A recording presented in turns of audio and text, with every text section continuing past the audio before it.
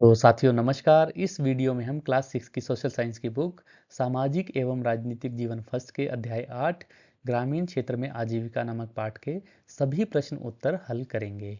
तो वीडियो को कुछ लंबा होने वाला है क्योंकि इस पाठ के अंदर बहुत सारे प्रश्न उत्तर हैं, पर हमने कोशिश की है सभी प्रश्न उत्तरों को आसान भाषा में आपको समझाया जाए ताकि आपके सारे कॉन्सेप्ट क्लियर होते चले जाएं।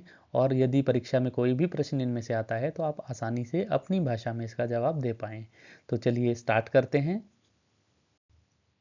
तो पहला प्रश्न है, तस्वीरों में लोग जो काम करते हुए दिखाई दे रहे हैं उस काम का वर्णन कीजिए।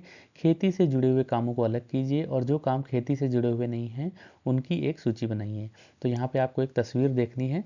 इस तस्वीर को ध्यान से देखिए, इसमें बहुत सारे काम हो रहे हैं। जैसे यहाँ पे एक व्यक्ति ठेली चला रहा है, यहाँ पे कुछ लोग दीवार बना रहे हैं, यहाँ पे एक दुकानदार है, यहाँ पे कुछ मछुआरे जो है वो मछली पकड़ने का काम कर रहे हैं, यहाँ पे एक साइकिल रिपेयरिंग का काम हो रहा है, कोई एक किसान जो है वो अपने खेतों में स्प्रे का काम कर रहा है।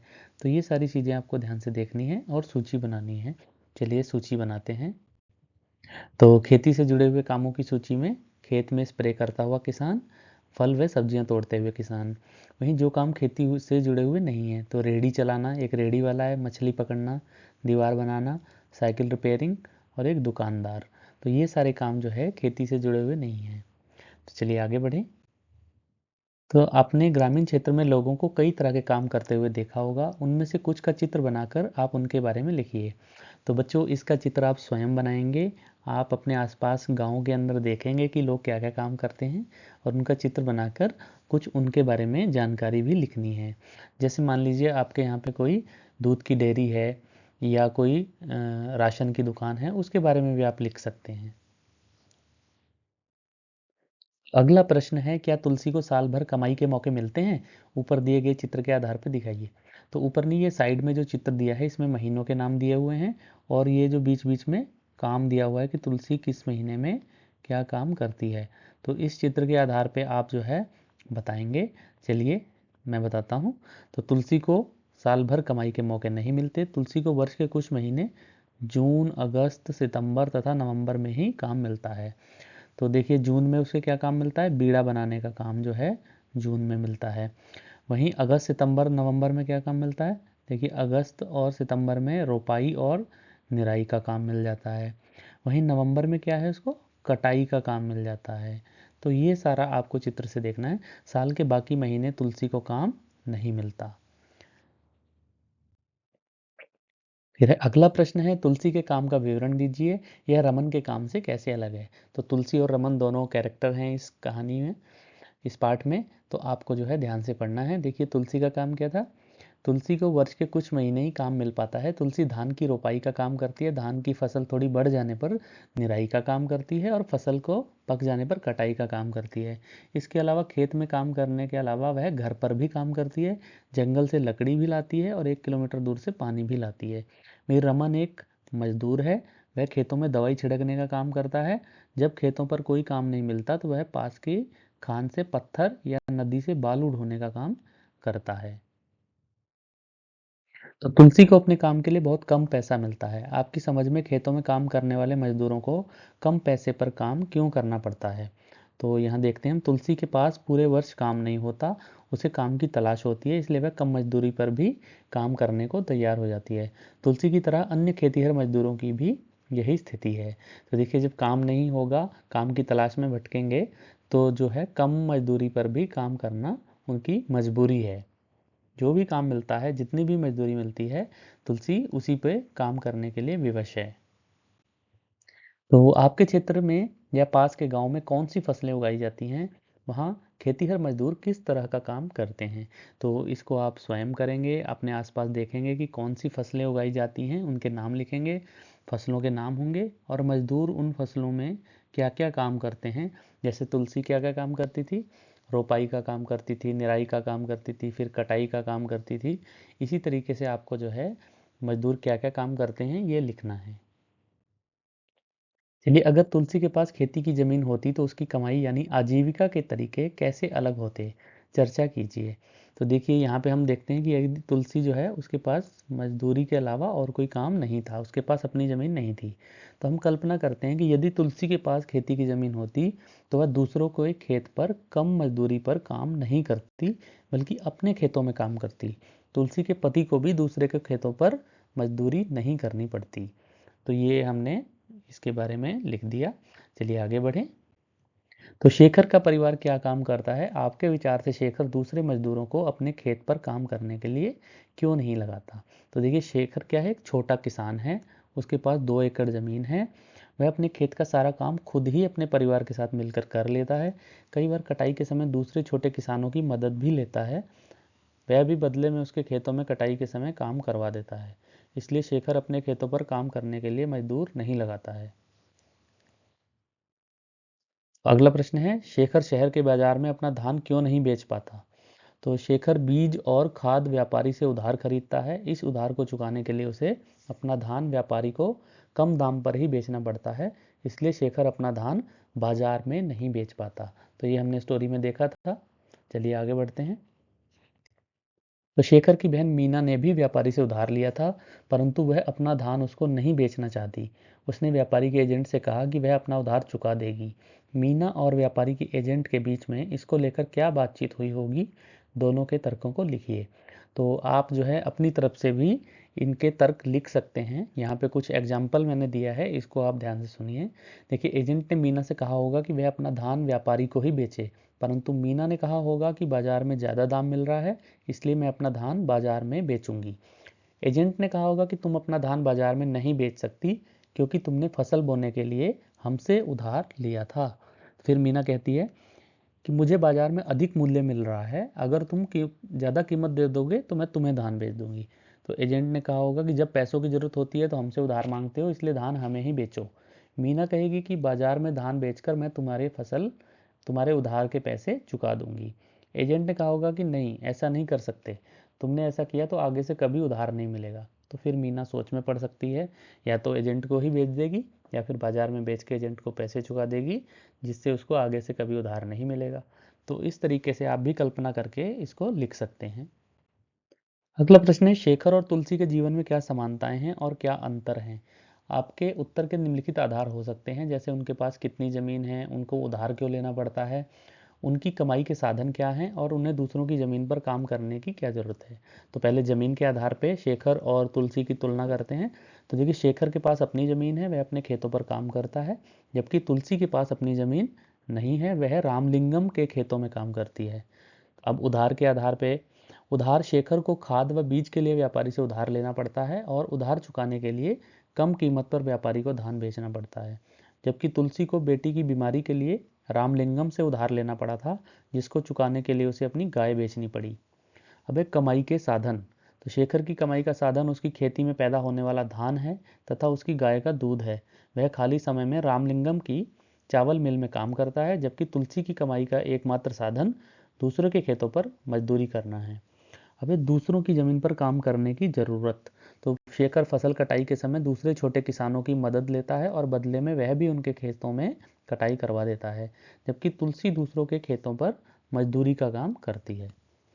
तो इस तरीके से हमने शेखर और तुलसी के जीवन की समानताएं और उनमें अंतर की जो है तुलना की। चलिए आगे बढ़ते हैं। ऊपर दिए गए आंकड़ों को देखते हुए क्या आप कह सकते हैं कि भारत के अधिकतर किसान गरीब हैं? आपकी राय में इस स्थिति को बदलने के लिए क्या किया जा सकता है? तो आपकी पुस्तक में कुछ आंकड़े दिए गए हैं, जिसमें बताया है कि भारत के 80% किसानों के पास बहुत कम खेती की ज़मीन है। यह ज़मीन उनकी आजीविका चलाने के लिए पर्याप्त नहीं है, इसलिए वे दूसरे के खेतों पर मजदूरी करते हैं या अन्य जगह मजदूरी करते हैं। तो इस स्थिति को बदलने के लिए सरकार क्या कर सकती है?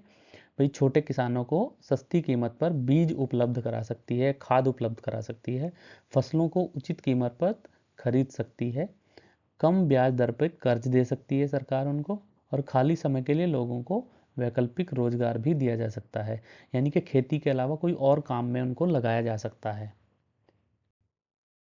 अगला प्रश्न है, शेखर और अरुणा दोनों के ही परिवारों को उधार क्यों लेना पड़ता है? आपको उसमें क्या समानताएं और क्या अंतर दिखते हैं? तो शेखर और अरुणा दोनों के ही परिवारों को उधार लेना पड़ता है, शेखर के पास 2 एकड़ ज़मीन है जिसमें उसे 60 बोरी धान मिलता है। 60 बोरी में से कुछ तो उसे अपना उधार चुकाने में लग जाता है और बाकी जो धान बचता है वह 8 महीने तक ही चल पाता है। इसलिए अगली फसल के खाद और बीज के लिए शेखर को उधार लेना पड़ता है। वहीं अरुणा का परिवार एक मछुआरा है। वह मछली पकड़कर अपनी आजीविका चलाता है, परंतु मानसून के दौरान करीब 4 महीने तक वे समुद्र में मछली पकड़ने नहीं जा पाते। इसलिए इन महीनों में उन्हें भी व्यापारी से उधार लेकर अपना गुजारा करना पड़ता है। अब दोनों में समानताएं देखते हैं। दोनों ही परिवार परिश्रम करते हैं, दोनों ही व्यापारियों से उधार लेकर अपनी आवश्यकताएं पूरी करते हैं और बदले में धान और मछली व्यापारी को सस्ती कीमत पर बेचने के लिए मजबूर हैं। वहीं दोनों में अंतर क्या है? शेखर एक छोटा किसान है जबकि अरुणा का परिवार एक मछुआरा है। अरुणा के परिवार के पास मछली पकड़ने के अलावा कोई अन्य काम नहीं है, जबकि शेखर खाली समय में चावल मिल में भी काम करता है और अपनी गाय का दूध भी बेचकर कुछ आय प्राप्त करता है। चलिए आगे बढ़ें।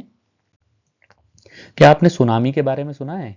यह क्या होता है? इससे अरुणा के परिवारों अरुणा जैसे लोगों के परिवारों को क्या नुकसान हुआ होगा? तो सुनामी क्या है? सुनामी समुद्र में आने वाली विनाशकारी तूफानी लहरें हैं जो बहुत ऊंची और तेज होती हैं। सुनामी के कारण अरुणा जैसे मछुआरों को जान माल की काफ़ी नुकसान हुआ होगा। उनके घर टूट गए होंगे, उनकी नाव भी टूट गई होगी, कुछ सदस्यों को भी उन्हें खोना पड़ा होगा। तो देखिए, अरुणा का जो घर था वो समुद्र के किनारे था, उनका गांव। तो वहाँ पे तूफान का असर हुआ होगा, उनके घर वगैरह टूट गए होंगे। उनकी नाव समुद्र में ही रहती हैं तो उसमें भी उनको नुकसान हुआ होगा। आप भी सुनामी के बारे में कुछ अन्य जानकारी अगर आप जुटा सकते हैं तो वो जुटा के यहाँ पे लिख सकते हैं। चलिए आगे बढ़ें। आपने इस बात पर ध्यान दिया होगा कि कलपट्टू गांव के लोग खेती के अलावा और भी कई काम करते हैं। इनमें से 5 कामों की सूची बनाइए। तो देखिए, पाठ को पढ़ के हमें पता चलता है कि कलपट्टू गांव के लोग टोकरी, बर्तन, घड़े, बैलगाड़ी आदि बनाने का काम भी करते हैं। इसके अलावा वे कुछ लोहार हैं, कुछ नर्स हैं, कुछ शिक्षक हैं, कुछ धोबी हैं, बुनकर हैं, नाई हैं, कोई साइकिल ठीक करने का काम करता है। ये सारे काम भी करते हैं। इसके अलावा सब्जी, कपड़े, खाद और बीज की दुकानें भी हैं वहाँ पे। कुछ लोग शहर में जाकर मकान बनाना, लॉरी चलाने का काम करते हैं और कुछ लोग खान से पत्थर और नदी से बालू ढोने का काम भी करते हैं। तो ये 5 कामों की सूची हो गई। चलिए आगे बढ़ें। तो प्रश्न है, कलपट्टू में विभिन्न तरह के लोग खेती पर निर्भर हैं, उनकी एक सूची बनाइए। इनमें से सबसे गरीब कौन है और क्यों? तो सबसे पहले आ जाता है रामलिंगम। रामलिंगम क्या है? एक बड़ा किसान है। वह खेत पर खुद काम नहीं करता बल्कि खेतीहर मजदूरों से काम कराता है। दूसरे नंबर पे शेखर। शेखर एक छोटा किसान है। वह खेतों पर खुद काम करता है और कटाई के समय छोटे किसान आपस में एक दूसरे के खेतों पर मदद भी करते हैं। तीसरे नंबर पे तुलसी। तुलसी जैसे भूमिहीन खेतीहर मजदूर बड़े किसानों के खेतों पर फसल बुआई, निराई, कटाई के समय बुलवाने पर काम करते हैं। तो 3 तरह के किसान के काम में लगे हुए लोग मिल गए हमें। रामलिंगम बड़ा किसान है, शेखर एक छोटा किसान है और तुलसी क्या है? खेतीहर मजदूर है जिसके पास अपनी कोई ज़मीन नहीं है। तो इनमें सबसे गरीब कौन हो गया? इनमें सबसे गरीब जो है खेतीहर मजदूर यानी कि तुलसी है, क्योंकि उन्हें वर्ष भर कुछ महीने ही काम मिलता है, बाकी के समय वो खाली रहते हैं जिस कारण उन्हें अपनी आजीविका चलाने में भी दिक्कत होती है। तो चलिए आगे बढ़ें। कल्पना कीजिए कि आप एक मछली पकड़ने वाले परिवार के सदस्य हैं। आपका परिवार यह चर्चा कर रहा है कि इंजन के लिए बैंक से उधार लें कि नहीं। आप क्या कहेंगे? तो यदि मैं वहाँ पे हूँगा तो मैं मछली पकड़ने वाले परिवार का सदस्य यदि हूँ तो मैं सलाह दूंगा कि हमें बैंक से उधार लेकर इंजन खरीद लेना चाहिए, क्योंकि जब हमारे पास इंजन वाली नाव होगी तो हम समुद्र में दूर तक जा सकेंगे और ज़्यादा मछली पकड़ सकेंगे। इससे हमारी आमदनी बढ़ेगी। हमें मानसून के मौसम में 4 महीने व्यापारी से उधार लेकर अपनी आजीविका नहीं चलानी पड़ेगी। वहीं बैंक से कर्ज पर ब्याज की दरें व्यापारी के मुकाबले कम होती हैं, जिसे चुकाने में हमें दिक्कत भी नहीं होगी और हम अपनी मछली ऊंची कीमत पर बेच सकेंगे। तो आप भी अपनी तरफ से कुछ कल्पना करके इसमें ऐड कर सकते हैं। तो अगला प्रश्न है, तुलसी जैसे गरीब ग्रामीण मजदूरों के पास अक्सर अच्छी शिक्षा, स्वास्थ्य की सुविधाएं और साधनों का अभाव होता है। आपने इस किताब की पहली इकाई में असमानता के बारे में पढ़ा था। तुलसी और रामलिंगम के जीवन के बीच अंतर एक तरह की असमानता ही है। क्या यह एक उचित स्थिति है? आपके विचार में इसके लिए क्या किया जा सकता है? कक्षा में चर्चा कीजिए। तो तुलसी और रामलिंगम के जीवन पर आप जो है थोड़ा विचार करेंगे और देखेंगे कि तुलसी के जीवन को जो सुधार है उसमें क्या क्या प्रयास किए जा सकते हैं। तो चलिए यहाँ पे कुछ एग्जाम्पल देखते हैं। यह उचित स्थिति नहीं है भाई, दोनों के जीवन में जो अंतर है यह असमानता से भरा है। यह उचित स्थिति नहीं है। इस स्थिति को सुधारने के लिए निम्नलिखित प्रयास किए जा सकते हैं। तो पहला प्रयास हो सकता है कि गरीब भूमिहीन मजदूरों के पास वर्ष के जिन महीनों में काम नहीं होता, सरकार उनके गांव के आसपास हो रही वैकल्पिक रोजगार उपलब्ध कराने की व्यवस्था कर सकती है। तो उनके गांव के आसपास ही उन्हें कुछ और रोजगार भी दिया जा सकता है। दूसरा नंबर है, इस तरह के लोगों को सरकार आर्थिक सहायता देकर स्वरोजगार के अवसर के लिए प्रोत्साहित कर सकती है। सरकार इनकी कुछ मदद करके इनको इनके खुद के किसी रोजगार में लगा सकती है। फिर सरकार सस्ती दरों पर बैंक से ऋण यानी कि कर्ज उपलब्ध कराकर स्वरोजगार को प्रोत्साहित कर सकती है। और सरकार लोगों को रोजगार प्रदान करने के लिए कुटीर उद्योग स्थापित कर सकती है। कुटीर उद्योग मतलब छोटे छोटे उद्योग जो घर पे रह के ही काम किया जा सकता है, जिनमें जैसे मान लीजिए सिलाई का, बुनाई का, कढ़ाई का, या कुछ और ऐसे काम जो जैसे जूट से मान लीजिए टोकरी बनाने का काम है, या कोई और ऐसा छोटा काम जैसे बांस की बोतलें बनाने का काम है, कुछ ऑर्गेनिक खेती करने का छोटे मोटे लेवल पे काम है। इस तरीके के कामों को सरकार बढ़ावा दे सकती है। आपके अनुसार सरकार शेखर जैसे किसानों को कर्ज से मुक्ति दिलाने में कैसे मदद कर सकती है? चर्चा कीजिए। तो सबसे पहले नंबर पे क्या है, शेखर जैसे छोटे किसानों को फसल बुआई के लिए खाद व बीज खरीदने के लिए व्यापारी से उधार लेना पड़ता है। इसके बदले उन्हें अपनी फसल सस्ते में व्यापारी को बेचनी पड़ती है। इस तरह के किसान को दो तरह से नुकसान होता है। एक तो वह ऊंची ब्याज दर पर कर्ज लेता है और दूसरे उसे अपनी फसल का उचित मूल्य भी नहीं मिल पाता। व्यापारी उनसे सस्ते में फसल खरीद लेते हैं। इसी कारण किसान अधिक परिश्रम करने के बाद भी अपनी आजीविका अच्छे से नहीं चला पाता है, व्यापारी के जाल में फंसता चला जाता है। यदि सरकार छोटे किसानों को बुआई के समय सस्ती दरों पर बीज उपलब्ध करा दे तो किसान को व्यापारी से ऊंची ब्याज दर पर उधार नहीं लेना पड़ेगा और ना ही कम कीमत पर व्यापारी को अपनी फसल बेचनी पड़ेगी। किसान आसानी से अपनी आजीविका चला सकेगा।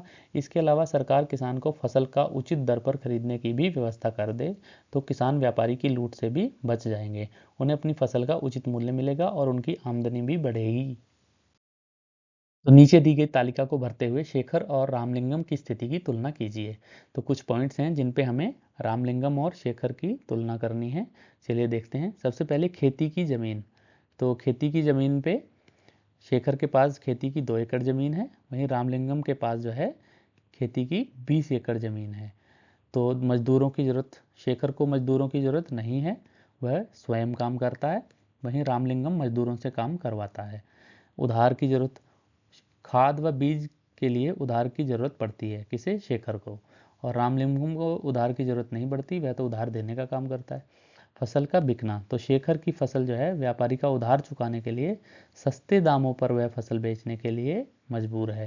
वहीं रामलिंगम जो है फसल अपनी कस्बे और शहर के व्यापारी को बेचता है और कुछ फसल उसकी खुद की मिल में भी इस्तेमाल करके फिर उससे जो धान प्राप्त होता है, चावल प्राप्त होता है, उसे व्यापारी को बेच देता है।